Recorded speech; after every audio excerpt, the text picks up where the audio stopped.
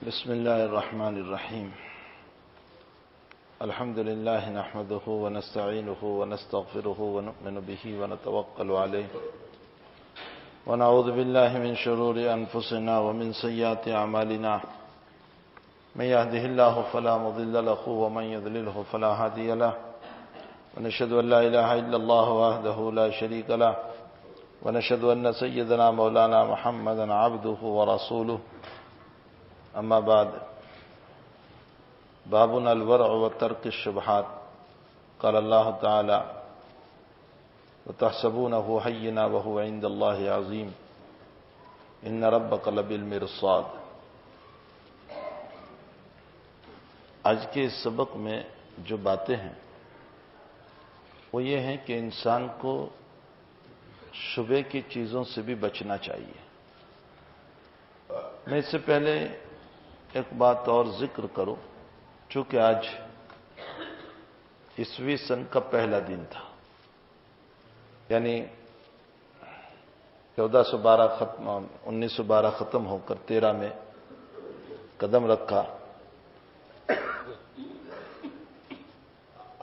بہت سارے لوگ اس باب میں اسلامی تہذیب کو چھوڑ کر غیر اسلامی تہذیب کو اپناتے ہیں.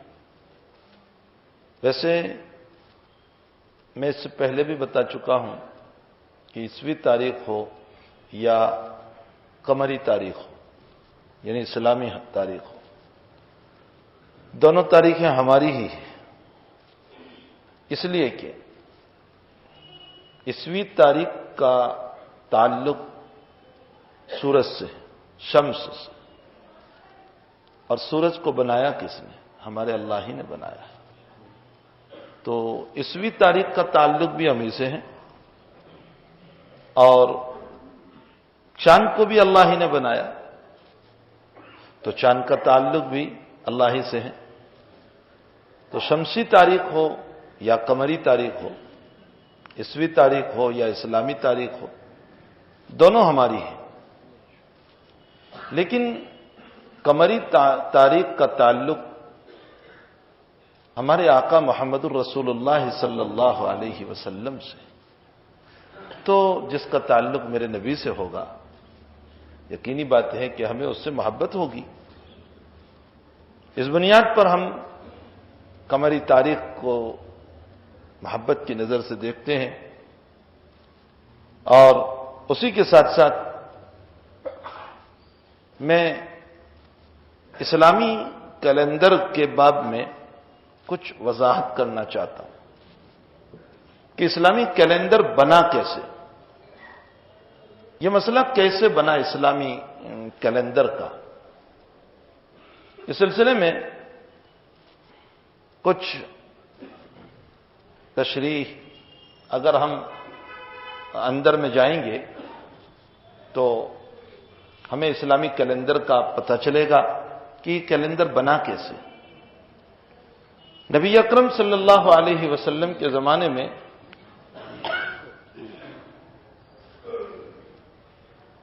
اسلامی تاریخ نہیں تھی. اس زمانے میں جتنے واقعات بیان کیے جاتے تھے اس کو ایک خاص واقعے سے جوڑا جاتا تھا، اور وہ واقعہ تھا عام الفیل. عام الفیل کا واقعہ یہ ہوا تھا کہ ابرہہ ایک بادشاہ گزرا. اس نے ہمارے کعبۃ اللہ کے مقابلے میں شام میں کعبہ بنایا. چونکہ دور جاہلیت میں بھی اس کعبہ کی تعظیم تھی، لوگ حج کرتے تھے، تو اس کعبہ کے مقابلے میں اس نے ایک اور کعبہ بنایا، اور یہ لوگوں کو ترغیب دینے لگا کہ یہ کعبہ جو مکے میں ہے اس کو چھوڑ دو اور اس کعبہ کو اپنا لو جو میرا بنایا ہوا ہے. اور اس کے لیے باقاعدہ شام کے راستے سے جو لوگ آتے تھے حج کے لیے، ان لوگوں کے کان میں یہ بات ڈالتا تھا کہ یہ تمہارا کعبہ کوئی حیثیت نہیں رکھتا، میں نے جو کعبہ بنایا ہے اس کی تعظیم کرو. لیکن لوگوں کے دلوں میں اسی کعبہ کی تعظیم تھی، تکریم تھی، اس لیے لوگ اس کعبہ سے محبت کرتے تھے۔ کسی عربی نے موقع دیکھ کر ابرہہ بادشاہ کے کعبہ میں پیشاب کر دیا جو اس نے بنایا تھا توہین کے لیے۔ اس کو غصہ آیا اور اس نے یہ تھام لی کہ میں مکہ کے کعبہ کو توڑ دوں گا۔ ہاتھیوں والا لشکر لے کر وہ چلا، لیکن اللہ تعالیٰ کو منظور تھا، تو حق تعالیٰ نے کعبۃ اللہ کی حفاظت کی چھوٹے چھوٹے پرندوں سے، جس کو ابابیل کہا جاتا ہے۔ قرآن کریم میں اللہ تعالیٰ نے اس کا نقشہ کھینچا، الم تر کیف فعل ربک باصحاب الفیل، اس صورت میں اسی کی طرف نقشہ کھینچا گیا ہے۔ ان ہاتھی والوں کو لے کر تو لے جائیں، تو لے جائیں۔ ہاں،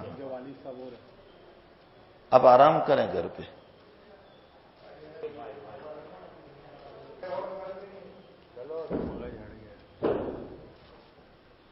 تو بس چھوڑ دیجئے ان کو ان کے حال پر۔ ابرہہ بادشاہ ہاتھیوں کو لے کر حملہ کرنے کے لیے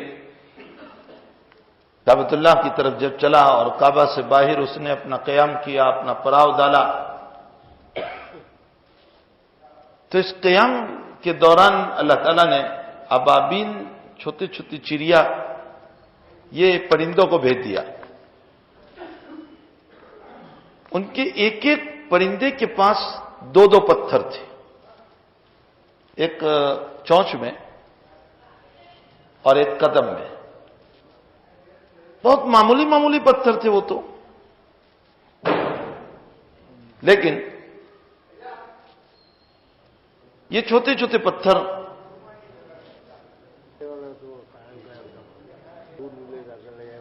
بس چھوڑ دیجئے، وہ ان کے حال پر چلیں گے۔ تو نتیجہ یہ ہوا کہ وہ جو چھوٹے چھوٹے پرندے تھے انہوں نے باقاعدہ وہ کنکر گرائے اس کے اوپر، جس میں ان کے کافی ہاتھی مر گئے، کافی آدمی مر گئے۔ رب کریم نے سورت میں الم تر کیف فعل ربک باصحاب الفیل میں اسی مضمون کو کھینچا ہے۔ پھر اس کے بعد کعبۃ اللہ کی حفاظت ہو گئی۔ اچھا، ایک اور لطیفہ سن لیں، بہت سارے لوگ ہماری مسجدوں میں کالے پرندوں کو دیکھ کر، کالی چڑیا کو دیکھ کر کہتے ہیں کہ یہ ابابیل ہے، حالانکہ وہ ابابیل تو وقتی طور پر آئے تھے، وہ ختم ہو گئے تھے۔ یہ ابابیل نہیں ہے جس کو ہم دیکھ رہے، اور بہت سارے لوگ اس کو ابابیل سمجھ کر مسجد میں بیٹھنے دیتے ہیں، چاہے وہ بیت کرتے رہے، چاہے وہ مسجد خراب کرتے رہے، کچھ بھی کریں۔ یہ ابابیل نہیں ہے، وہ تو ایک وقتی طور پر اللہ تعالیٰ نے ان کو بھیجا تھا، پھر اس کے بعد وہ ختم ہو گئے۔ تو یہ ابرہہ بادشاہ کا یہ واقعہ جو پیش آیا تھا، حضور پاک صلی اللہ علیہ وسلم کے زمانے میں جب بھی کوئی واقعہ پیش آتا تھا تو اس کو جوڑ دیتے تھے اس واقعے سے کہ عام الفیل کے 1 سال بعد، عام الفیل کے 2 سال بعد، عام الفیل کے 3 سال بعد، عام الفیل کے 4 سال بعد۔ اسلامی تاریخ نہیں تھی، دور صدیقی بھی اسی طرح گزرا۔ میں آپ کو کچھ بتانا چاہ رہا ہوں، دور صدیقی بھی اسی طرح گزرا۔ اس کے بعد دور عمری آیا، اور حضرت عمر رضی اللہ تعالیٰ عنہ کے دور میں اسلام بہت پھیلا، دور دور تک اسلام پھیلا۔ جب اسلام پھیلا تو اب حضرت کے خطوط جو گورنروں کے نام پر جاتے تھے اس میں تاریخ نہیں ہوتی تھی، تو گورنروں نے یہ شکایت کی کہ حضرت آپ کا خط کب چلا ہمیں پتہ نہیں چلتا، کاش کہ ہمارا کوئی کیلنڈر آ جائے۔ حضرت نے اپنی پارلیمنٹ بلائی، میٹنگ بلائی، حضرات صحابہ کو جمع کیا اور اس سلسلے میں صحابہ کی رائے لی کہ ہمیں کیا کرنا چاہیے. اسلامی کیلنڈر تو ہمیں بنانا ہے، اسلامی جھنتری ہمیں بنانا ہے، لیکن اس کو کیسے بنایا جائے؟ مختلف رائے آئی. کسی نے یہ رائے دی، دنیا کا دستور یہ ہے کہ جس مذہب کی کوئی تاریخ بنائی جاتی ہے اس مذہب کے پیشوا، رہبر اور اس مذہب کے مقتدا کی ولادت سے، برتھ ڈے سے تاریخ بناتے ہیں. عیسوی سن اسی سے بنا. اس لیے کچھ لوگوں نے یہ مشورہ دیا کہ نبی اکرم صلی اللہ تعالی علیہ وسلم کا برتھ ڈے، آپ کا یوم ولادت جو ہے، اس سے اسلامی تاریخ بنائی جائے.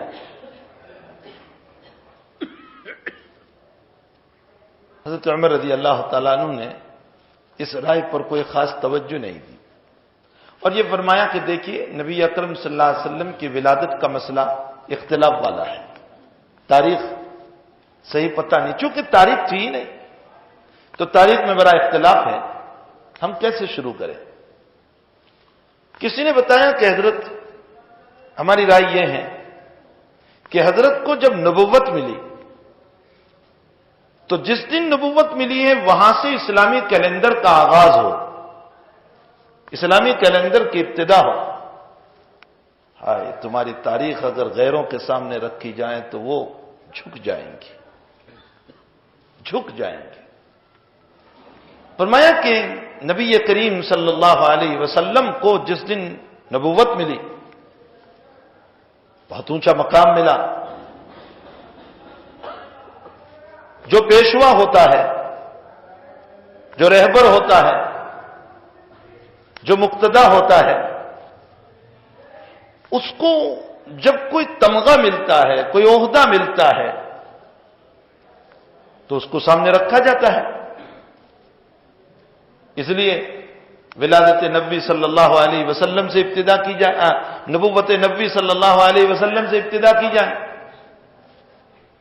حضرت عمر رضی اللہ تعالیٰ عنہ نے فرمایا کہ یہ رائے بھی مجھے کچھ پسند نہیں ہے. کچھ لوگوں نے رائے دی کہ اسلام کا سب سے بڑا دن وہ ہے جس دن اللہ نے مکے کو فتح کروایا، اس سے بڑھ کر دن کوئی نہیں. کیوں یہ سب سے بڑا دن؟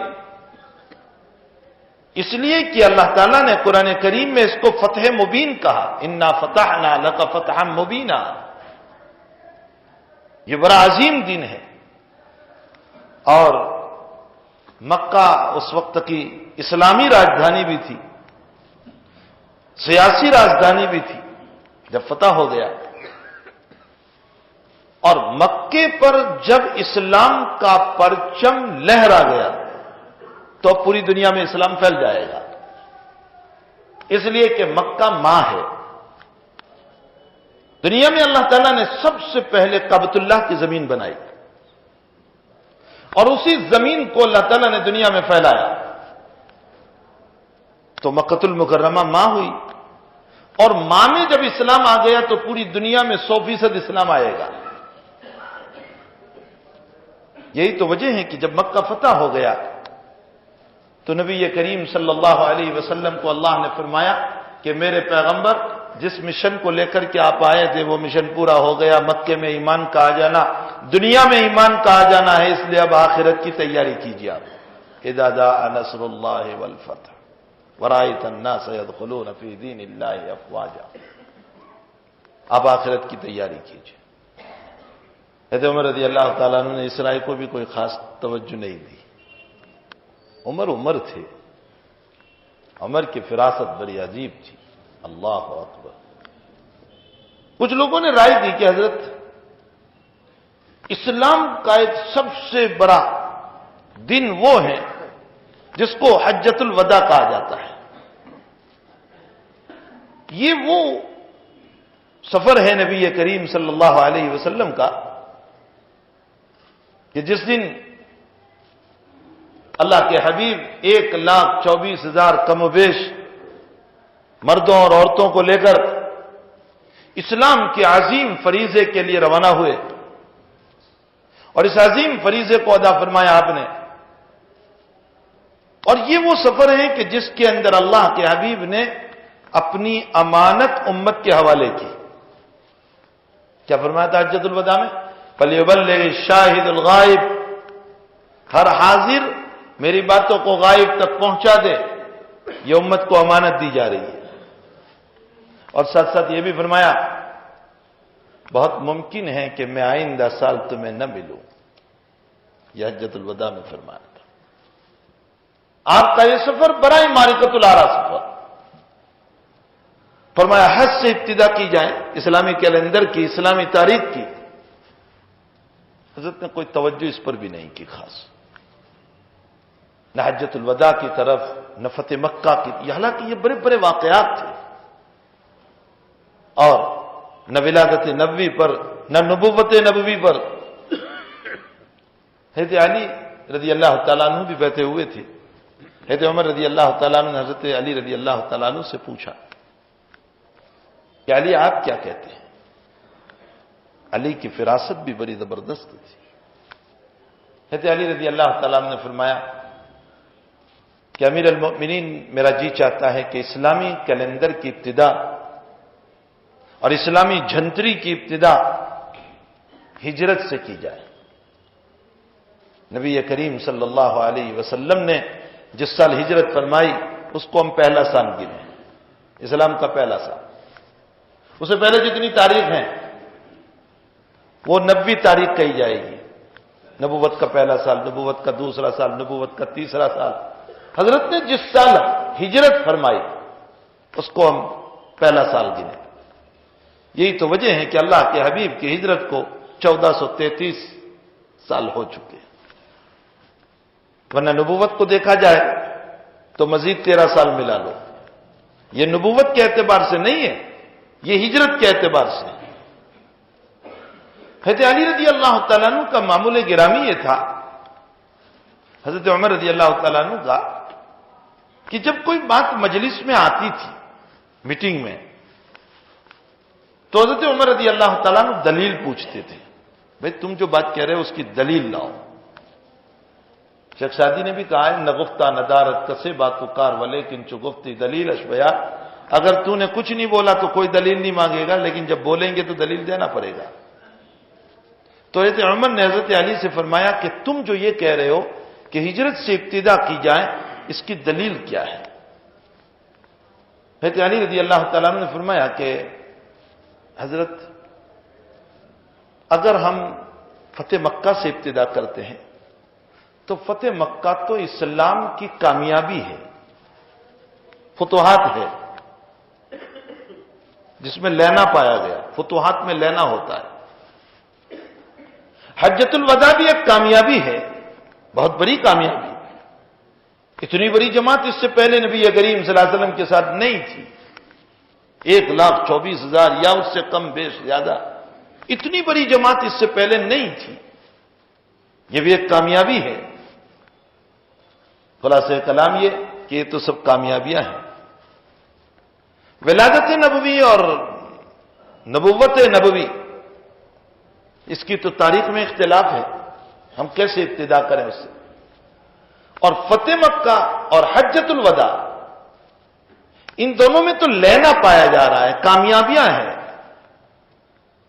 فرمایا ہجرت میں دینا پایا جا رہا ہے، قربانیاں پائی جا رہی ہیں. ہجرت نام ہے قربانیوں کا. حضرت نے ہجرت کیوں فرمائی تھی؟ کیا وجہ تھی کہ حضرت نے ہجرت فرمائی؟ وہ کیا مصائب تھے؟ وہ کیا پریشانیاں تھیں؟ وہ کیا حالات تھے کہ جس کی بنیاد پر نبی کریم صلی اللہ علیہ وسلم کو مکۃ المکرمہ جیسا اپنا پیارا وطن چھوڑ دینا پڑا؟ تو ہجرت قربانیوں پر دلالت کرتی ہے. فرمایا حضرت اگر آپ فتح مکہ سے اسلامی کیلنڈر بناؤ گے تو لوگوں کے ذہن میں کامیابیاں تو آئے گی، قربانیاں نہیں آئے گی. اللہ اکبر. اسلام کا یہ فلسفہ اگر آپ غیروں کے سامنے پیش کرو تو وہ کہیں گے واقعتاً فلسفہ. اسلام کا فلسفہ تو اسلام کیوں نہ فلسفہ ہو؟ اس لیے کہ خالق کی اتاری ہوئی کتاب ہے، خالق کا اتارا ہوا پیغمبر ہے. ابھی آج ہی میرے سبق میں گزری ایک بات آداب مسجد میں ابواب مسجد چل رہے ہیں جس میں مسجد کے آداب بیان کیے جا رہے ہیں بخاری شریف میں. اس میں نبی کریم صلی اللہ علیہ وسلم نے مسجد کے قبلہ رخ میں کسی نے تھوک دیا تھا تو حضرت کا چہرہ انور بدل گیا غصے کی وجہ سے. حضرت نے اپنے ہاتھوں سے صاف کیا, لوگوں کو یہ بتایا کہ یہ مسجد کا ادب ہے. اور اس کے بعد حضرت نے فرمایا کہ اگر تمہیں نماز میں بہت تھوک آتا ہو نماز میں, تو حضرت نے فرمایا کہ سامنے نہ تھوکو. ان المصلی یناجی ربہ, مصلی اپنے رب سے باتیں کر رہا ہے. تو اب آپ ادھر کا منہ کر کے نماز بھی پڑھ رہے ہیں اور تھوک آیا اور یوں تھوک بھی دیا, تو اللہ کا نبی کہہ رہا ہے کہ سامنے رب ہیں جو تمہارا محبوب ہیں, تو کبھی محبوب کی طرف کوئی تھوکتا بھی ہوگا.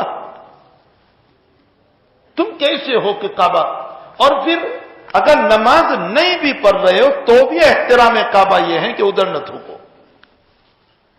اور پھر رہ گیا نماز کا مسئلہ کہ نماز میں بہت تھوک آ رہی ہے. اللہ کے حبیب نے فرمایا دائیں طرف نہ تھوکو, جمنی طرف رائٹ میں نہ تھوکو. کیوں نہ تھوکو؟ بعض علماء فرماتے ہیں کہ اس طرف فرشتہ ہے کرامن جو ہمارے نامہ اعمال کو لکھتا ہے. اس پر سوال یہ ہے کہ بائیں طرف بھی تو فرشتہ ہے, تو اللہ کے حبیب نے پھر بائیں طرف تھوکنے کو کیوں فرمایا؟ حضرت فرماتے ہیں پوری روایت میں کہ دائیں طرف نہ تھوکو, بائیں طرف تھوکو. تو بائیں طرف بھی تو فرشتہ ہے, پھر حضرت نے بائیں طرف تھوکنے کو کیوں فرمایا؟ معلوم یہ ہوتا ہے کہ یہ فرشتے مراد نہیں, بلکہ ایک نماز میں مخصوص فرشتہ آتا ہے میری اور آپ کی نماز کی حفاظت کے لیے. وہ ہماری دائیں طرف کھڑا ہوتا ہے, اس لیے اللہ کے حبیب نے دائیں طرف تھوکنے سے منع فرمایا.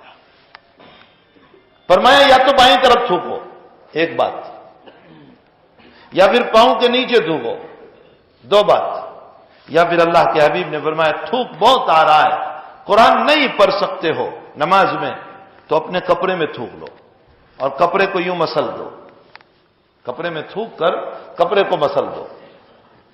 وہیں پر ایک بات گزری جو مجھے نقل کرنا ہے, یہ بحث تو ایک طرف. علامہ فاقیہی رحمت اللہ علیہ نے تاریخ مکہ میں یوں لکھا ہے کہ مجھے یہ روایت پہنچی حضرات صحابہ سے, جس آدمی کو نماز میں تھوک آیا اور وہ احترام رب کے لیے اپنے رب کی تعظیم میں, فرمایا اگر اس تھوک کو نگل گیا پی گیا, نہ کپڑے میں تھوکا نہ نیچے تھوکا بلکہ اس تھوک کو پی گیا, فرمایا اللہ اس کی بیماریوں والے جسم کو صحت سے بدل دیں گے. فلسفہ اسلام, اسلام کا فلسفہ تو کچھ اور ہی ہے. اللہ تعالیٰ اس کے بیمار جسم کو صحت سے بدل دیں گے. تو حضرت عمر رضی اللہ تعالیٰ نے جب حضرت علی سے دلیل مانگی تو حضرت علی نے فرمایا فتح مکہ تو کامیابیوں پر, حجۃ الوداع تو کامیابیوں پر. فرمایا اگر اس سے تم تاریخ کی ابتدا کرو گے تو مسلمانوں کے ذہن میں کامیابیاں تو آئے گی لیکن نبی اور صحابہ کی قربانیاں نہیں آئے گی. ہم یہ چاہتے ہیں کہ تمہارا اسلامی کیلنڈر ایسا ہو کہ جب بھی وہ سامنے آئے, اسلامی کیلنڈر کی ابتدا ہو تو فوراً نبی کی قربانیاں بھی ذہن میں آنی چاہیے اور فوراً صحابہ کی قربانیاں بھی ذہن میں آنی چاہیے کہ یہ وہ قربانیاں ہیں جس کی طرف ہمارا سال ہمیں اشارہ کر رہا ہے. فرمایا اس لیے کہ مسلمان دینے کے لیے پیدا ہوا ہے, لینے کے لیے پیدا نہیں ہوا, قربانیوں کے لیے پیدا ہوا ہے, اپنی شان بتانے کے لیے پیدا نہیں ہوا. حضرت علی رضی اللہ تعالیٰ عنہ کی دلیل عمر کے قلب پر اتر گئی. فرمایا صدق رسول اللہ صلی اللہ علیہ وسلم اقضاکم علی, فرمایا میرا نبی صحیح کہہ کر گیا ہے کہ تمہارے اندر سب سے اونچا فیصلہ میرے علی کا ہوگا. یہ اللہ کے حبیب نے حضرت علی کے باب میں فرمایا. ایسا ایک واقعہ اور پیش آیا تھا. رومن جب فتح ہوا, روم جس کو کہا جاتا ہے, رومن امپائر اس وقت کا بہت ہی بڑا سپر طاقت ملک کہا جاتا تھا. جب یہ فتح ہوا تو اس کا تاج, بادشاہ کا ہرقل کا تاج کیسا تاج تھا؟ ہرقل کے تاج کے بعد میں لکھا ہے کہ قریباً اس میں 120 کلو تو سونا تھا، اور ایک ایک ہیرا اور جواہرات کروڑوں روپے کی۔ وہ تاج پہنتے نہیں تھے، اتنا بھاری تاج پہنیں گے کیسے؟ وہ تاج یوں لٹکایا جاتا تھا، یہاں سر کے قریب وہ لٹکتا تھا، بادشاہ اس کے نیچے جا کر بیٹھ جاتا تھا۔ یہ تھی اس زمانے کے تاج کی حیثیت۔ جس وقت روم فتح ہوا اور یہ تاج، اور میرا نبی یہ تو کہہ کر گیا تھا، جب خندق کے موقع پر خندق کھودی گئی اور اللہ کے نبی نے ایک بہت بڑی چٹان میں مارا زور سے کلہاڑی کو، اور وہ چٹان ٹوٹی اور انگارے اڑے، چنگاریاں اس کے اندر سے، بجلی اس کے اندر سے نکلی۔ اللہ کے حبیب نے فرمایا میرا اللہ اس میں مجھے یہ بتا رہا ہے کہ تمہارے ہاتھوں میں رومن فتح ہوگا، اور اس کے کنگن بادشاہ کے، اور اس کے زیورات، اور اس کا تاج، اور اس کا تخت تمہارے ہاتھوں میں آئے گا۔ یہ تو حضور بہت پہلے بیان کر گئے تھے۔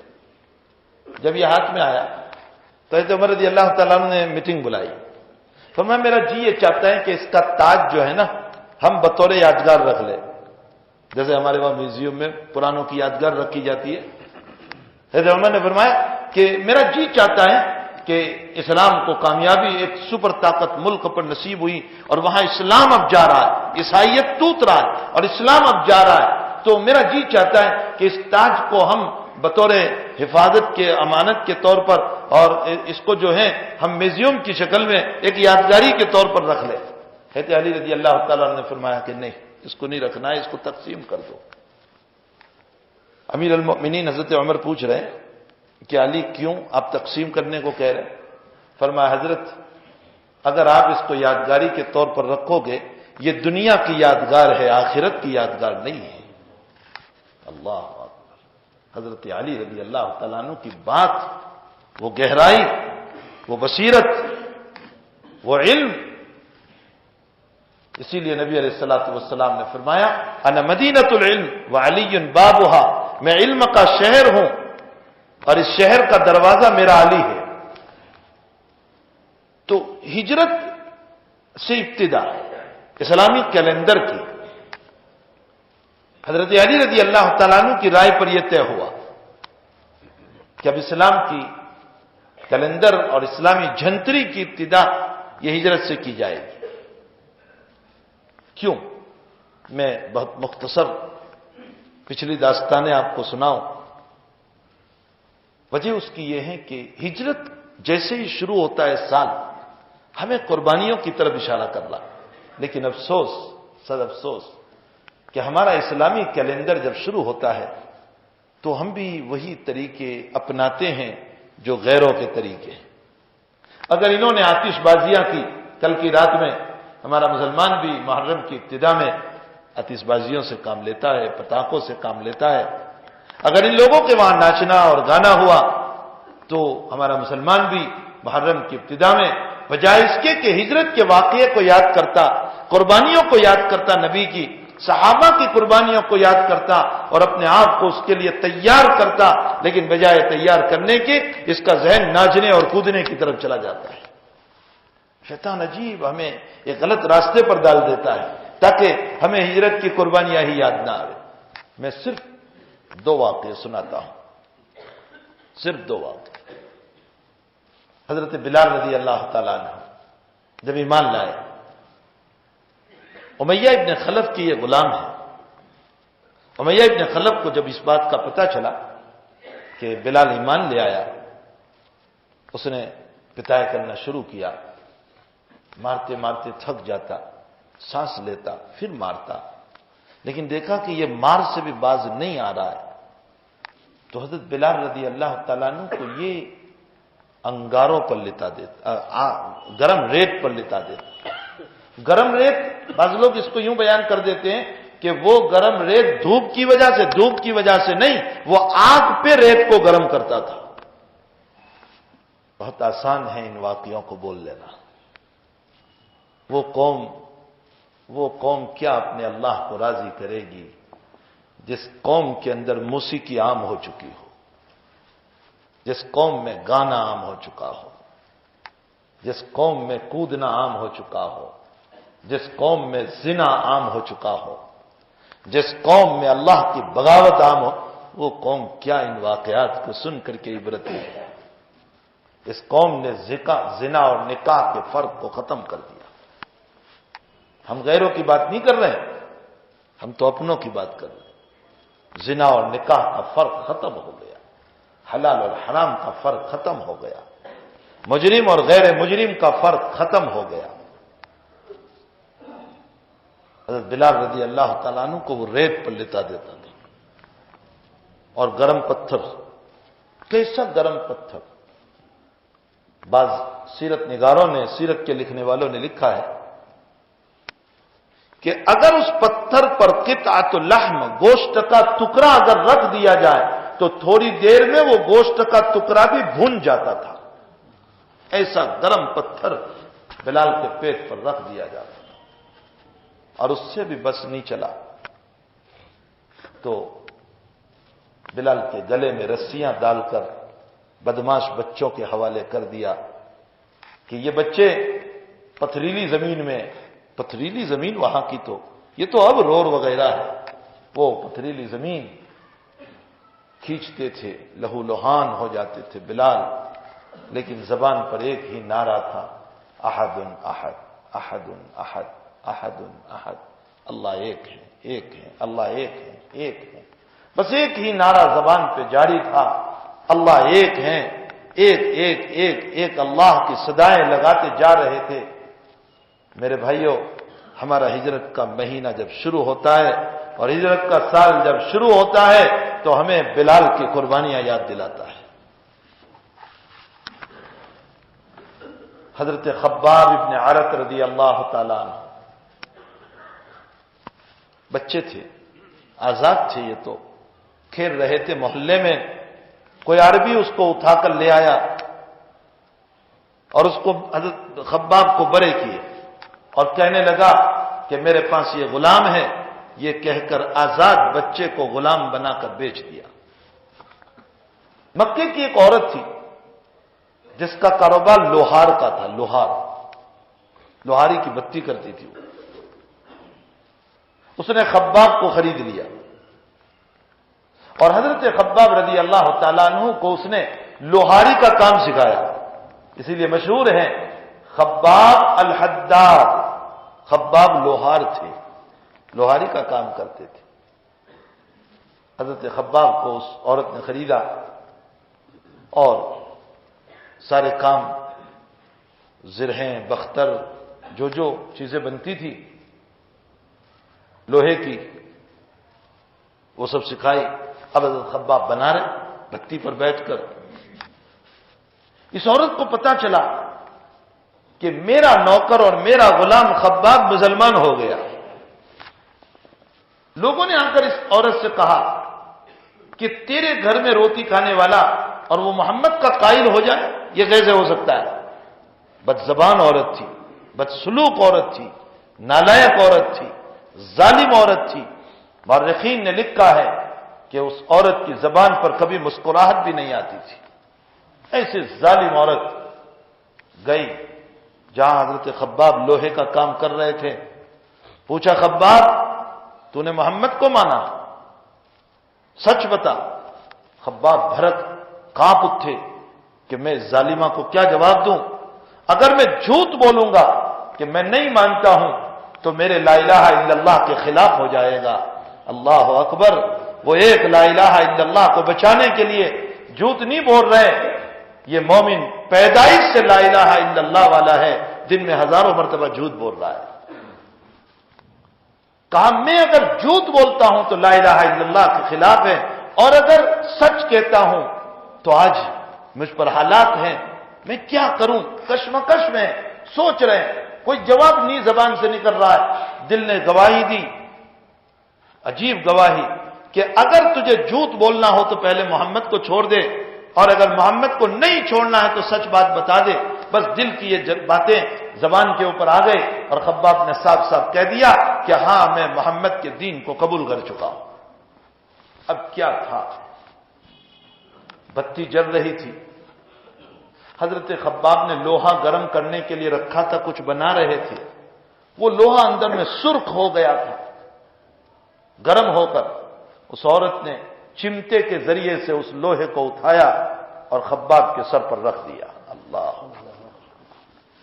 ہائے ہائے، ہمارا سال تو ان قربانیوں کو یاد دلاتا ہے، ہمارا سال ان پتاکوں کو یاد نہیں دلاتا۔ کل رات کتنی بچیوں کی عزتیں لوٹی گئی ہوگی۔ ہمارا اسلامی کیلنڈر ان چیزوں کو یاد نہیں دلاتا۔ اسلامی کیلنڈر تو یہ بتا رہا ہے کہ تم کسی کے کام آ جاؤ، کسی کی مدد کرو۔ خباب بے ہوش ہو کر گر پڑے، خون پی پک کر کے گرنے لگا۔ عورت بہت دیر تک کھڑی رہی کہ ہوش میں آئے تو پھر سزا دو، لیکن خباب بے ہوش پڑے رہے۔ وہ چلی گئی کہ پھر میں آؤں گی۔ رات میں حضرت خباب کو ہوش آیا، فجر کے قریب چھپتے چھپاتے جہاں نبی اکرم صلی اللہ علیہ وسلم کا قیام تھا، چھپتے چھپاتے مکے میں حضرت کی خدمت میں پہنچے، بہت روئے اور سر نیچا کیا، سب زخمی ہو چکا تھا۔ حضرت خباب کا جملہ سنیے، کیا لکھا ہے محرخین نے۔ فرمایا خباب نے، اللہ کے حبیب شکایت کرنے نہیں آیا ہوں، دعا لینے آیا ہوں۔ شکایت نہیں کر رہا ہوں آپ سے، میں اور آپ ذرا سی تکلیف پہنچتی ہے تو ہم اللہ کی شکایتیں کرتے پھرتے ہیں۔ شکایت کرنے میں نہیں آیا ہوں، میں تو دعا لینے آیا ہوں، مجھ پر یہ حالات ہیں، اللہ کے حبیب آپ دعا فرما دیجئے۔ نبی علیہ السلام نے اسی وقت ہاتھ اٹھائے، اللہم انصر لخباب، اے اللہ تو میرے خباب کی مدد فرما۔ دیکھیے نبی کی دعا، وہ عورت جو اس کی آقانی تھی، خباب کی ملکہ تھی، سیٹھانی تھی، اس کو اچانک درد سر شروع ہوا، اور ایسا درد سر کہ قابو میں نہیں آ رہا ہے۔ بہت دوائیاں کی جا رہی ہے، 1 دن 2 دن 3 دن 4 دن گزرے جا رہے ہیں، لیکن سر کا درد قابو میں نہیں آ رہا ہے۔ اس وقت ایک علاج چلتا تھا، کئی ایک علاج تھا، بخاری شریف میں یہ علاج مذکور ہے۔ کئی کا معنی داغنا، اگر اچھا نہ ہو تو پھر داغتے تھے، یہ بھی ایک علاج تھا اس زمانے میں۔ اب جب اس کا درد سر کنٹرول نہیں ہو رہا ہے، بڑھتا ہی جا رہا ہے، تو ایک وعید نے، ایک حکیم نے، ایک طبیب نے یہ بتایا کہ تمہارا علاج اب کئی ہوگا، داغنا۔ داغنے کے لیے ماہر کا ہونا ضروری ہے۔ لوہا گرم کروایا گیا، انتخاب خباب ہی کا ہوا کہ اس عورت کو داغ دیں گے، جہاں ڈاکٹر نے بتایا ہوگا، طبیب نے، یہ اس زمانے کا ایک علاج تھا۔ یہی حضرت خباب رضی اللہ تعالیٰ عنہ نے بھی جب بواسیر کی بیماری ہوئی تھی تو داغ لگوائے تھے، تو یہ اس زمانے کا ایک علاج تھا۔ جہاں حکیم نے بتایا کہ یہاں تمہیں داغنا ہے، بدن کے جس حصے میں ہی بتایا ہوگا، جو داغنے گئے ہیں تو حضرت خباب دل میں کہہ رہے ہیں میرے نبی کی دعا پہنچ گئی، کل کو اس نے مجھے داغا تھا، آج اللہ میرے ذریعے سے اس کو دغوا رہا ہے، میرے نبی کی دعا پہنچ گئی۔ اللہم انصر لخباب۔ ایک عمار تھے، جب آگ پہ سلایا اور عمار کا بدن آگ کی وجہ سے چھلنی ہوا، تو میرا نبی کیا کہہ رہا ہے؟ یا نار رکونی بردم و سلامن لعمار کا ابراہیم، اے اللہ جیسے تو نے آگ کو ابراہیم کے لیے گلزار بنایا تھا، میرے عمار کے لیے بھی بنا دے۔ تمہارا اسلام کا کیلنڈر تمہیں قربانیاں بتا رہا ہے۔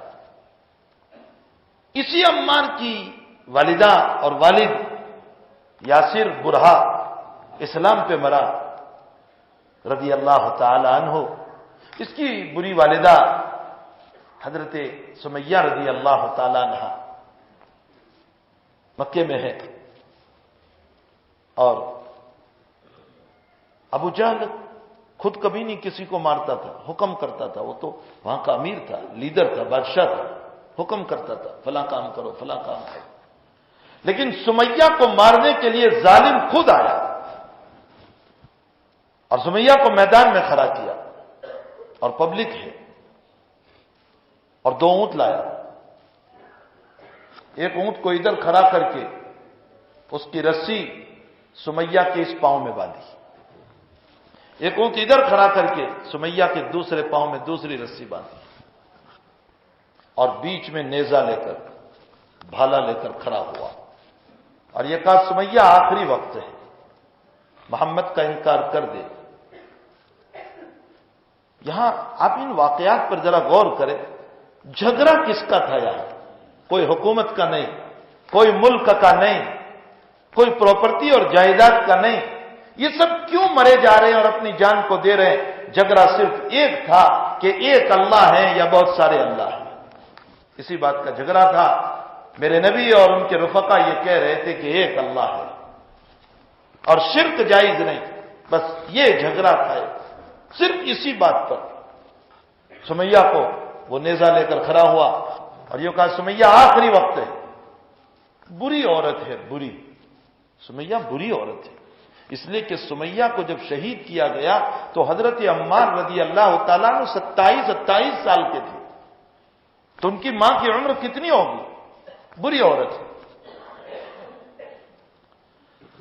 سمیہ نے یہ نہیں سوچا بری ہوں، ظلم ہو رہا ہے، کیا کہوں میں، انکار کر دوں. نہ، ضعیفی والے زبان سے لڑکھڑاتے الفاظ میں سمیہ نے کہا لا الہ الا اللہ محمد الرسول اللہ. میں اسی کو مانتی ہوں، میں اسی کو مانتی ہوں، میں نہیں چھوڑوں گی اس کلمے کو. بس غصے سے آنکھ بگولا ہو گیا اور نیزہ مارا شرمگاہ میں. اور اس طرف جو لوگ کھڑے تھے ان کو کہا اونٹنیوں کو بھگاؤ. اب ادھر کی اونٹنی ادھر، ادھر کی اونٹنی ادھر بھاگ رہی ہے. ادھر سے نیزہ مارا، سمیہ کے 2 ٹکڑے ہو گئے. سلام ہو ان عورتوں پر. اسلام میں سب سے پہلے شہید ہونے والی عورت ہے. سب سے پہلے یہ سمیہ جو مکہ کی سرزمین پر شہید ہوئی. اور حضرت سمیہ رضی اللہ تعالیٰ عنہا کی قبر مبارک اب تو وہ سب توڑ دیا گیا. جس طرف سولتیہ مدرسہ تھا اور اس سے پہلے ایک چھوٹی سی باؤنڈری والی جگہ ہے جہاں یہ مشہور ہے کہ یہاں زندہ بچوں کو دفن کیا جاتا تھا. اسی قبرستان میں حضرت سمیہ رضی اللہ تعالیٰ عنہا کی مزار بھی. ان سارے واقعات کو، یہ تو بے شمار واقعات ہیں، میں نے تو بطور نمونہ کے 2-3 واقعات پیش کیے.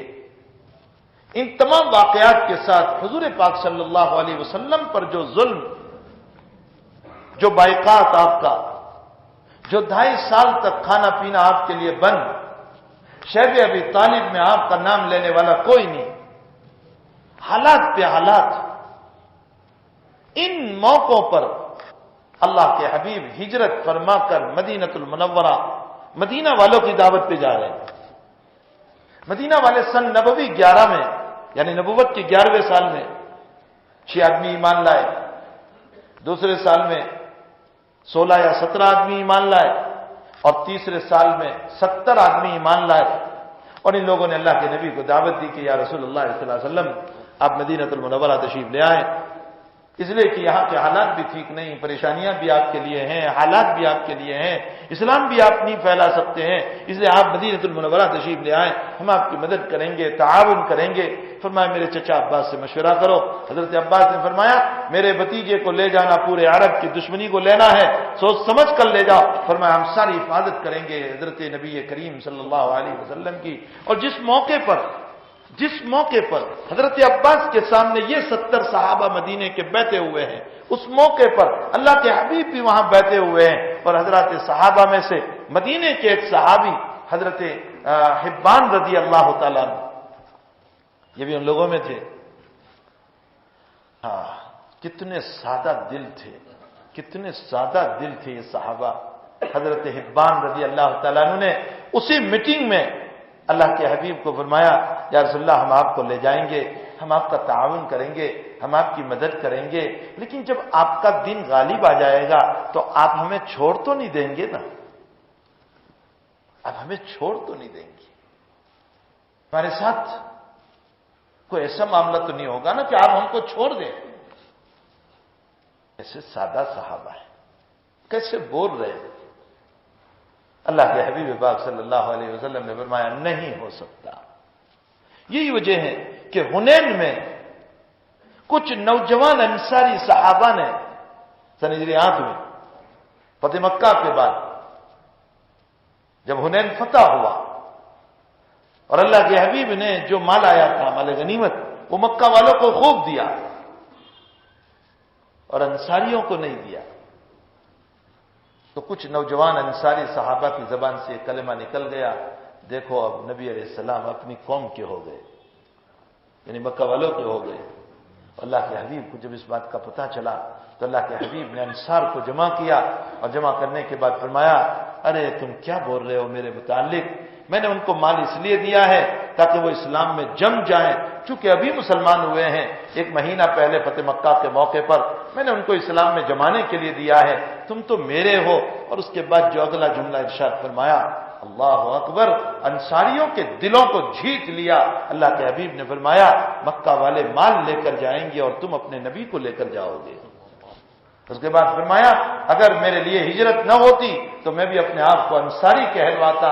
اس کے بعد اللہ کے حبیب نے فرمایا کہ میرا مدفن اور میرا مسکن بھی مدینہ ہی رہے گا، میں قیامت تک تمہارے ساتھ رہوں گا۔ میں نے یہ چند واقعات اس لیے بیان کیے تاکہ یہ جو عیسوی سن کی ابتدا ہوئی، اس عیسوی سن کی ابتدا میں حقیقت صرف اتنی ہے کہ عیسیٰ علیہ السلام کے یوم ولادت یعنی پیدائش دن اس سے سال کی ابتدا ہوئی۔ عیسیٰ علیہ السلام کی تعلیمات کیا تھی یہ نئے سال کے منانے والوں کو کچھ پتا نہیں۔ عیسیٰ علیہ السلام نے کیا تعلیم دی تھی اپنی قوم کو؟ بہت ساری اسرائیلی روایات میں بہت ساری باتیں ملتی ہے۔ بخاری شریف میں ایک روایت آتی ہے، میرے نبی نے بیان فرمائی، صحیح ترین روایت عیسیٰ علیہ السلام کی۔ عیسیٰ علیہ السلام نے ایک آدمی کو چوری کرتے دیکھا، حضرت نے فرمایا ارے تو نے چوری کی؟ اس نے کہا نہ میں نے چوری نہیں کی۔ عیسیٰ علیہ السلام نے فرمایا میں نے تجھے دیکھا اور تو منع کر رہا ہے۔ اس نے کہا اللہ کی قسم میں نے چوری نہیں کی۔ تو حضرت عیسیٰ علیہ السلام نے اپنے چہرے پر تھپڑ مارا اور یوں فرمایا کہ میں جھوٹا تو سچا، اس لیے کہ تو نے اللہ کا نام لے لیا۔ کیا یہ صداقت آج سال کے شروع کرنے والوں کو مل رہی ہے؟ کیا وہ ان چیزوں کو سوچ رہے ہیں؟ عیسیٰ علیہ السلام کا گزر ہوا سمندر کے کنارے سے، لوگ مچھلی پکڑ رہے تھے۔ آپ نے فرمایا تم مچھلی پکڑ رہے ہو اور میری قوم اللہ سے غافل پڑی ہوئی ہے، اگر اللہ نے تمہیں قوت دی ہو تو مچھلیوں کو تابع کرنے کے بجائے اللہ کی مخلوق کو تابع کرو اور ان کو اللہ سے ملاؤ۔ کیا یہ نیا سال شروع کرنے والے حضرت عیسیٰ علیہ السلام کی اس تعلیم کو یاد کر رہے ہیں؟ اللہ سے تعلق جڑانے کا کوئی کام کر رہے ہیں؟ اللہ سے تعلق توڑنے کا کام کر رہے ہیں؟ اللہ سے تعلق توڑوایا جا رہا ہے، شریعت کی بغاوت، زناؤں کے اڈے کھول دیے گئے، اور اس کے علاوہ عیسیٰ علیہ السلام کی وہ تعلیمات جو ہمارے نبی اکرم صلی اللہ علیہ وسلم نے بیان فرمائی۔ اور ایک عجیب بات میں ایک نقطے کے طور پر آپ کو بتاؤں، شاید کہ آپ کے دماغ میں اتر جائیں، ان لوگوں کے کہنے کے مطابق کہ عیسیٰ علیہ السلام کو سولی دی گئی، یہ لوگ کہتے ہیں، ہم نہیں کہہ رہے، ہمارا قرآن تو کہہ رہا ہے ما قتلوہ وما صلبوہ ولکن شبہ لہم، ہمارے عیسیٰ علیہ السلام کو ہمارے ہیں، ہمارے نبی ہیں، ہمیں ان پر ایمان لانا ہے، ان کے اوپر ایمان کے بغیر ہم مومن نہیں ہو سکتے۔ عیسیٰ علیہ السلام کو ہمارا قرآن کہہ رہا ہے نہ سولی دی نہ کسی نے قتل کیا، بلکہ اللہ نے ان کو زندہ آسمانوں پر اٹھا لیا، اور ایک وقت آئے گا کہ پھر اللہ دنیا میں لائیں گے، اس کے بعد ان کی موت تو ہوگی۔ عیسیٰ علیہ السلام کو ان کے قول کے مطابق، یہودیوں کے کہنے پر، عیسائیوں کے کہنے پر عیسیٰ علیہ السلام کو پھانسی دی گئی۔ یہ لوگ کہہ رہے ہیں جس وقت عیسیٰ کو پھانسی دی گئی، ان کی کتابوں میں یہ لکھا ہوا ہے کہ اس وقت عیسیٰ کے حواریین، صحابہ جو تھے ان کو قرآن نے حواری کہا، اذ قال الحواریون یا عیسی ابن مریم انت، تو حواریین یہ ان کے صحابہ کو کہا گیا۔ جس وقت عیسیٰ کو پھانسی پر کھڑا کیا گیا، ان کے حواری اور ان کے صحابہ عیسیٰ علیہ السلام کو چھوڑ کر بھاگ گئے، وہاں سے دور ہو گئے، حضرت عیسیٰ تنہا رہ گئے۔ یہ ان کی کتاب بتا رہی ہے۔ اگر آپ بائبل کو پڑھو گے اور اگر آپ انجیل کو پڑھو گے تو اس میں یہ لکھا ہوا ملے گا کہ عیسیٰ علیہ السلام کو جب پھانسی پر چڑھایا، ان کے قول پر، ہم تو نہیں مانتے، ان کے قول پر اگر پھانسی پر چڑھایا تو سارے حواری اور سارے ان کے صحابہ عیسیٰ کو چھوڑ کر چلے گئے. اور ہمارے نبی کا عالم کیا ہے کہ ہمارے نبی علیہ الصلوۃ والسلام کے صحابہ نے فرمایا، اللہ کے حبیب اگر آپ ہم کو بر کے غماد تک دوڑا دو گے ہم دوڑنے کے لیے تیار ہیں. ہم آپ کے آگے سے آپ کی حفاظت، آپ کے بائیں سے آپ کی حفاظت، آپ کے دائیں سے آپ کی حفاظت، آپ کے پیچھے سے آپ کی حفاظت. اللہ کے حبیب ہم کو آپ کو کانٹا لگے، آپ کو کانٹا لگے یہ بھی ہم برداشت نہیں کر سکتے ہیں. ہماری جان جا سکتی ہے لیکن میرے نبی کا بال بیکا نہیں ہو سکتا. یہ فرق ہے حواریہ محمد صلی اللہ علیہ وسلم میں اور حواریہ عیسیٰ علیہ السلام میں، جن کی تاریخ کا یہ عالم ہو. افسوس اس تاریخ کو منانے کے لیے مسلمان بھی شریک ہوا. نیومن اور نیو سال منانے کے لیے، میں اس لیے کہہ رہا ہوں کہ کل رات میں احمد آباد تھا، میں نے وہاں دیکھا کہ غیر مسلم جتنے 12 بجے کے بعد، میں قریباً اسی وقت ادھر پہنچا تھا، ایئرپورٹ پر مجھے جانا تھا، جتنے غیر مسلم رات کو 12 بجے کے بعد اس کو نہیں منا رہے تھے، ان سے کئی زیادہ داڑھی ٹوپی اور برقعے والے رات میں آتش بازی کرتے ہوئے نظر آئے. کیا اسلامی تاریخ ہمیں یہی بتا رہی ہے؟ ہمارے سال کی حقیقت کچھ اور تھی، ہماری ہجرت کا مسئلہ کچھ اور تھا. ہماری ہجرت تو ہمیں قربانی بتا رہی تھی. ہم کس دلدل میں پھنس گئے، ہم کس کھڈے میں پھنس گئے. ہمارے پاس اپنی اصلی تاریخ نہیں رہی، ہمارے پاس اسلام کی تاریخ نہیں کہ اسلامی تاریخ کا وجود کیسے ہوا، کیسے اسلامی کیلنڈر بنا، کیوں ہجرت سے ابتدا ہوئی. میری بات کا خلاصہ یہ ہے کہ ہجرت سے ابتدا کرنے میں حکمت یہ ہے کہ اسلام قربانیوں سے پھیلا ہے. اسلام بچوں کو یتیم بنا کر پھیلا ہے. اسلام آگ پر سو کر پھیلا ہے. اسلام مار کھا کر پھیلا ہے. ہمارے سال کی ابتدا ہمیں ان تمام باتوں کی تعلیم دیتی ہے. جس قوم میں اپنی تاریخ کا پتہ نہ ہو وہ قوم مر چکی ہے، وہ قوم مر چکی. جس کو اپنی تاریخ کا پتہ نہ ہو وہ قوم ختم ہو چکی ہے. ہم اپنی تاریخ کو سمجھیں اور ان رسومات، ان غلط کاموں سے، ان غیر کی مشابہتوں سے اپنے آپ کو بچائیں اور اپنے آپ کو بہت دور رکھیں. میں نے آج کی مجلس میں خاص طور پر یہ بات کچھ ذہن میں آئی کہ میں ان باتوں کو عرض کروں تاکہ مسلمانوں کو اپنی تاریخ کا پتہ چلے کہ ہمارا اسلامی کیلنڈر کیسے بنا اور کس زمانے میں بنا اور اس کی وجہ کیا پیش آئی. میں نے اس بنیاد پر ان چند باتوں کو ذکر کیا اور اس کے ضمن میں وہ قربانیاں بھی آئی جو حضرات صحابہ. یہ تو میں نے مختصر بات کی ہے، ورنہ جو 13 سال کی قربانیاں ہیں اس کو کون بیان کر سکتا ہے جو نبی کریم صلی اللہ علیہ وسلم اور آپ کے صحابہ کی قربانیاں. ہمارے رونگٹے کھڑے ہو جاتے ہیں.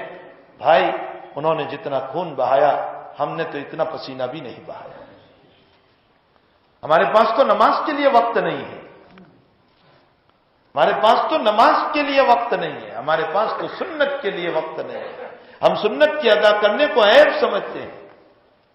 اللہ تعالیٰ ہم تمام کو مرضی مولا پر چلنے کی توفیق عطا فرمائے اور حضور پاک صلی اللہ علیہ وسلم کی مبارک زندگی کو سمجھ کر اسلامی کلچر کو اپنانے کی توفیق عطا فرمائے. یہ جناب ولی محمد بھائی جہاں بازار میں بیمار ہیں، عیادت کی درخواست کی ہے، دعا کی درخواست کی ہے. دعا فرمائے ان کے لیے، اللہ شفا عطا فرمائے. جب دین کی باتیں ہوتی ہو تو ایسے موقع پر تسبیح پڑھنے کے بجائے دھیان اور توجہ سے سننا چاہیے، اس لیے کہ یہ بھی ایک شیطانی حربہ ہے کہ دین کی باتوں سے ہمیں غافل کر کے شیطان ہم کو تسبیحات میں لگا دیتا ہے. اس لیے کہ دین کی باتوں کو سننے میں فائدہ زیادہ ہوتا ہے اور تسبیح میں وہ ہم کو تھوڑے سے مسئلے میں الجھا دیتا ہے. ایک مرتبہ میں مکہ المکرمہ میں بہت سال پہلے کی بات ہے، 14-15 سال پہلے ہی، حضرت والا ہردوئی رحمۃ اللہ علیہ، حضرت مولانا برار الحق صاحب ہردوئی رحمۃ اللہ علیہ کی مجلس میں عصر کے بعد بیٹھا ہوا تھا. کسی نے سوال کیا حضرت سے کہ حضرت عصر کے بعد مجلس میں بیٹھنا افضل ہے یا طواف کرنا افضل ہے؟ تو حضرت نے فرمایا کہ جب تک طواف نہیں سیکھا مجلس میں بیٹھنا افضل ہے، اور جب طواف سیکھ جاؤ تو پھر طواف کرنا افضل ہے. تو پہلے طواف سیکھو، پہلے مجلس میں بیٹھو، پھر طواف کرو. اگر طواف ہی نہیں سیکھو گے تو طواف کا طریقہ نہیں سیکھو گے تو کیا طواف کرو گے؟ دیکھو نا وہاں لوگ طواف کرتے ہیں، فون پہ باتیں کر رہے ہیں، لوگ طواف کر رہے ہیں اور بد نظری کر رہے ہیں، لوگ طواف کر رہے ہیں اور کیسے کیسے معاملات وہاں ہو رہے ہیں. اللہ تعالیٰ حفاظت فرمائے. تو مجلس میں جب بیٹھے ہو تو پھر پوری توجہ کے ساتھ نبی اکرم صلی اللہ علیہ وسلم کی باتوں کو سننا چاہیے. اس میں کوئی حرج نہیں ہے اگر کوئی مسلمان سنت کے مطابق اس کی زندگی گزارتا ہو. ویسے لفظ مولانا تو جو عالم ہو اسی پر بولا جاتا ہے، غیر عالم پر یہ لفظ نہیں بولا جاتا. بلکہ قدیم زمانے میں جو غیر عالم ہوتے تھے ان کے لیے جب ہماری اسلامی سلطنتیں تھیں تو اسلامی سلطنتوں میں غیر عالم کے لیے امامہ باندھنے کی بھی اجازت نہیں تھی. اس کی وجہ یہ ہے کہ شبہ ہو جاتا تھا کہ یہ عالم ہے یا غیر عالم. اور حدیث شریف میں یوں آیا ہے کہ کبھی کبھی غیر عالم کو کوئی مسئلہ پوچھ لیا گیا اور اس نے اگر اس مسئلے کو غلط بتا دیا تو امت ہلاکت میں چلی جائے گی. اس لیے پہچان کے لیے اس وقت اسلامی سلطنت کے اندر خود ہمارے وہاں بھی عالمگیر رحمۃ اللہ علیہ کا یہ ضابطہ اور اصول تھا کہ غیر عالم امامہ نہیں باندھ سکتا. تو حقیقت یہ ہے کہ ظاہر سنت کے مطابق ہیں، ٹوپی وغیرہ سب کچھ پہنتا ہے تو آپ ان کو اچھے القاب سے بلا سکتے ہیں، حاجی صاحب اور اس طرح کے اچھے القاب یہ تو بلانا ہی چاہیے. ویسے بھی ظاہر اچھا ہو یا نہ ہو مسلمان ہیں تو اس کو اچھے القاب سے بلانا ہی چاہیے. بلکہ ہماری دعوت و تبلیغ کا تو اصول ہے کہ جب گشت میں نکلو تو کسی کو جب بلاؤ تو اچھے نام سے بلاؤ. یہ ہمارے اصول میں سے ہیں، اصول گشت میں سے کہ اس کو اچھے نام سے بلاؤ.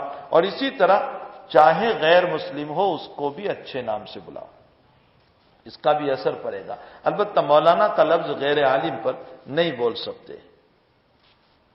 ایسا کوئی مسئلہ اور کوئی روایت نہیں ہے کہ کوے کو مارنے پر لعنت اتری ہے وغیرہ، لیکن بلا ضرورت پرندوں کو نہیں مارنا چاہیے.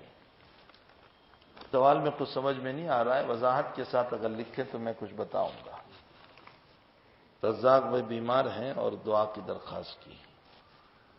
یہ نبی علیہ الصلوۃ والسلام کے زمانے میں ایک علاج تھا، پچھنا لگانا، جس کو حجامہ کرنا کہتے ہیں. یہ دور نبوت میں تھا، دور صحابہ میں، اس کے بعد بھی چلا. آج کل بھی بہت سارے لوگ پچھنا لگانے کا علاج کرتے ہیں اور بہت سارے لوگ کہتے ہیں کہ ہم پچھنا لگاتے ہیں. علاج تو اپنی جگہ مسلم ہے، حضور پاک صلی اللہ علیہ وسلم سے ثابت ہے، اللہ کے حبیب نے بھی لگوایا ہے. لیکن اس میں دو باتیں سنیں. ایک بات تو یہ ہے کہ واقعتاً بیماری ہو تو پچھنا لگائے. خاموخواہ سنت کی نیت سے کہ حضور نے لگایا اس لیے ہم یہ علاج کرواتے ہیں، یہ منع ہے. اس لیے کہ یہ تو ایک علاج ہے، تو علاج بیماری کے لیے ضروری ہے. جب بیماری نہ ہو تو علاج کیسے کریں گے؟ اس لیے صرف سنت کی نیت سے پچھنا لگانا یہ ممنوع ہے، اور اگر لگاؤ گے تو اس کا نقصان ہوگا. بعض اکابر جیسے حضرت عروہ رحمۃ اللہ علیہ یا بعض محدثین کے سلسلے میں آتا ہے کہ انہوں نے اتباع حدیث میں پچھنا لگوایا سر میں، کیونکہ نبی علیہ السلام نے سر میں لگوایا تھا درد سر کی بنیاد پر. تو بعض محدثین نے لگوایا اور ان کو ضرورت نہیں تھی، تو نتیجہ یہ ہوا کہ ان کا حافظہ کمزور ہو گیا، حتیٰ کہ 2 لاکھ روایتوں کے وہ حافظ تھے لیکن الحمد شریف میں بھی لقمہ دینا پڑتا تھا. تو بلا ضرورت ممنوع ہے. اسی کے ساتھ ساتھ آج کل بہت سارے لوگ کہتے ہیں کہ ہم پچھنا لگاتے ہیں. بھائی اگر آپ کو اعتماد ہو تو لگوائیے، اور اگر آپ کو اعتماد نہ ہو تو اس صورت میں نہیں لگوانا چاہیے. لیکن اس سے کوئی نقصان نہ ہو اس بات کا خیال رکھا جائے. اللہ تعالی ہم تمام کو شریعت مطہرہ کے مطابق زندگی گزارنے کی توفیق عطا فرمائے. اور ہمارے جناب حاجی عارف بھائی جنرل صاحب اس سے پہلے بھی گزشتہ منگل کو دعا کی درخواست کی تھی، پھر دوبارہ وہ دعا کی درخواست کر رہے ہیں. اللہ تعالیٰ ان کو شفائے دائمہ مستمرہ اور عافیت کی زندگی عطا فرمائے اور تمام طرح کی بیماریوں سے ان کو نجات عطا فرمائے. اور ابھی میں جب آیا تو ساؤتھ افریقہ سے فون آیا تھا ایک صاحب کا، انہوں نے بھی بہت ہی التجا اور لذاذت کے ساتھ دعا کی درخواست کی ہے. ان کے بھی مسائل میں اللہ تعالیٰ بہت کامیابی عطا فرمائے.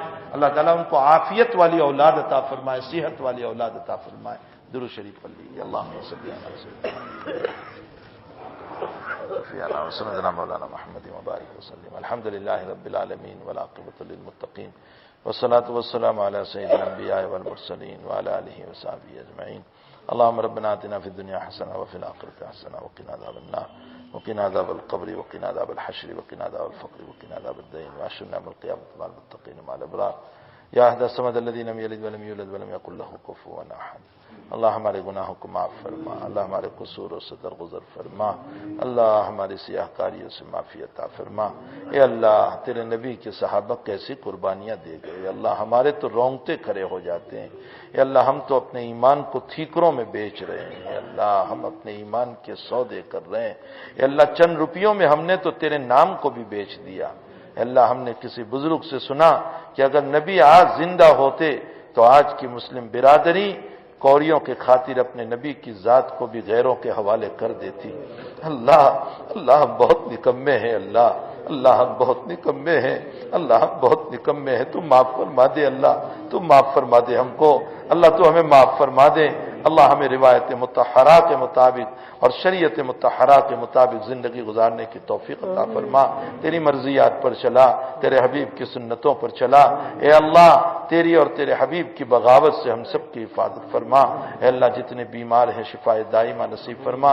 جتنے مرحوم ہو چکے ہیں ان کی قبروں کو نور سے منور فرما. اے اللہ جو ماں باپ اپنے اولاد سے بیزار ہیں ان کی اولادوں کو نیک بنا دے, دیندار بنا دے, اپنے ماں باپ کی اطاعت فرما برداری کرنے والی بنا دے. اے اللہ جو بھی اولاد ہے سب کو اولاد عطا فرما. بے نکاح ہیں ان کے نکاح کا انتظام فرما. بھوکوں کو کھانا عطا فرما. بہت سارے لوگ اپنی پریشانیاں بیان کرتے ہیں, اللہ سب کی پریشانیوں کو دور فرما دے. اے اللہ جو اولاد کے طالب ہیں ان کو تمام عیوب سے پاک صاف اولاد عطا فرما. الہ العالمین پورے مجمع کی جائز تمناؤں کو پوری فرما. سب کے حاجات کو پورا فرما. سب کے کاروبار میں برکت عطا فرما. اے اللہ تیری بندیاں بھی دور دور کر تیرے حدیث تیرے نبی کی حدیث کی محبت میں آتی ہیں. اللہ ان کے آنے کو بے حد قبول فرما. اللہ ان کی ضروریات کو دست غیب سے پورا فرما. اللہ ان کے شوہروں کو ان کے لیے کرم دل اور رحم دل بنا دے. اللہ ان کے بھی دلی ارمانوں کو پورا فرما دے. اللہ ان کی جائز تمناؤں کو پوری فرما دے. اللہ ان کی حاجتوں کو پورا فرما دے. اے اللہ جو عمرے کے لیے جا رہے ہیں ان کے عمرے کو بے حد قبول فرما. ان کے سفر کو آسان فرما. وہاں کی حاضری کو قبول فرما. وہاں کی ہر دعاؤں کو قبول فرما. وہاں کی ان کی دعاؤں میں ہمارا حصہ بھی شامل فرما. اے اللہ ان کو عافیت کے ساتھ لے جا. اللہ ان کو عافیت کے ساتھ اپنے وطن میں پہنچا دے. اے اللہ تمام شرور فتنوں سے ہم سب کی حفاظت فرما. حرمین الشریفین کی حفاظت فرما. حرمین الشریفین کی حفاظت فرما. حرمین الشریفین کی حفاظت فرما. اللہ ہم سب کی دعاؤں کو اپنے فضل و کرم سے اپنے حبیب پاک صلی اللہ علیہ وسلم کے صدقے میں قبول فرما. صلی اللہ علیہ نبی الکریم برحمتک یا رحمت.